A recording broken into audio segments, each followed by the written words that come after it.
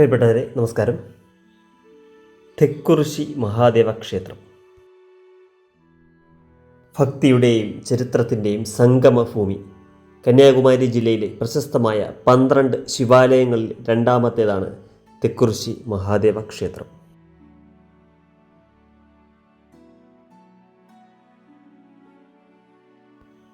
താമ്രപർണി നദിയുടെ വടക്കേ തീരത്ത് നദിയിലെ വെള്ളപ്പൊക്കത്തെ പോലും പ്രതിരോധിക്കാൻ തക്കവണ്ണം ഉയർന്ന അടിത്തറ കെട്ടി അതിലാണ് ക്ഷേത്രം പണിതിരിക്കുന്നത്.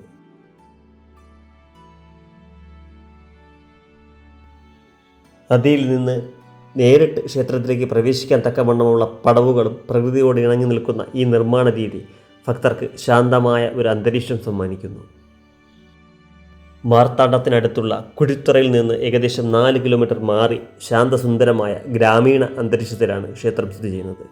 താമ്രഭരണി നദിയുടെ തീരത്തുള്ള ഈ പുണ്യഭൂമി ഭക്തർക്ക് കണ്ണിനും മനസ്സിനും കുളിർമയേകുന്ന ഒന്നാണ്. പ്രകൃതി ഭംഗിയും നദീതീരത്ത് തണുത്ത കാറ്റും ക്ഷേത്രത്തിന് സവിശേഷമായ ഒരു ആത്മീയ അന്തരീക്ഷം സമ്മാനിക്കുന്നു.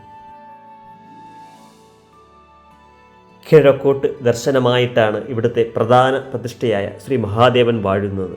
ശാന്ത സ്വരൂപനായ ശിവനായിട്ടാണ് ഇവിടെ ഭഗവാനെ സങ്കല്പിച്ചിരിക്കുന്നത്. കേരളീയ ക്ഷേത്ര നിർമ്മാണ ശൈലിയും തമിഴ് വാസ്തുവിദ്യയും സമന്വയിപ്പിച്ച പൗരാണികമായ ഘടനയാണ് ക്ഷേത്രത്തിനുള്ളത്. കൊത്തുപണികളാൽ സമ്പന്നമായ ബലിക്കല്ലുകളും ചുറ്റമ്പലവും ഇവിടുത്തെ പ്രത്യേകതയാണ്. ക്ഷേത്രത്തിൻ്റെ പ്രധാന ഭാഗങ്ങളെല്ലാം തന്നെ ഉറപ്പുള്ള കരിങ്കല്ലിലാണ് പണിതുയർത്തിയിരിക്കുന്നത്.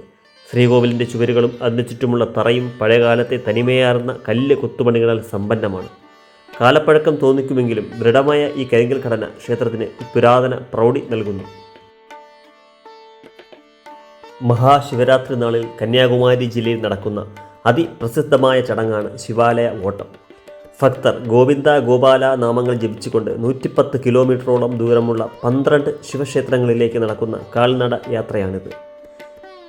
തിരുമലൈ മഹാദേവ ക്ഷേത്രത്തിൽ നിന്നും ആരംഭിക്കുന്ന ഈ ഓട്ടത്തിലെ രണ്ടാമത്തെ താവളമാണ് തെക്കുറിശി ശ്രീ മഹാദേവ ക്ഷേത്രം. ഈ ക്ഷേത്രം ഏത് കാലഘട്ടത്തിലാണ് നിർമ്മിച്ചത് എന്ന് വ്യക്തമാക്കുന്ന കൃത്യമായ ചരിത്ര രേഖകൾ ലഭ്യമല്ല. എങ്കിലും ഏതാണ്ട് 8-ാം നൂറ്റാണ്ടിലും 11-ാം നൂറ്റാണ്ടിലും ഇടയിലുള്ള മധ്യകാലഘട്ടത്തിലാണ് ഈ ക്ഷേത്രം നിർമ്മിച്ചതെന്ന് കരുതപ്പെടുന്നു. ഇന്ന് നാം ക്ഷേത്രത്തിൽ കാണുന്ന കരിങ്കൽ തൂണുകളും നാലമ്പലവും അടങ്ങുന്ന കേരളീയ വാസ്തുവിദ്യാ ശൈലിയിലുള്ള ഘടന രൂപപ്പെട്ടത് തിരുവിതാംകൂർ രാജഭരണകാലത്ത്, പ്രത്യേകിച്ച് അനിഴം തിരുനാൾ മാർത്താണ്ഡവർമ്മ മഹാരാജാവിൻ്റെ കാലത്ത് നടന്ന വലിയ തോതിലുള്ള പുനരുദ്ധാരണ പ്രവർത്തനങ്ങളിലൂടെയാണ്. രാവിലെ 5 മണി മുതൽ 11 മണി വരെയും വൈകുന്നേരം 5 മണി മുതൽ 8 മണി വരെയുമാണ് ക്ഷേത്രത്തിലെ ദർശന സമയം.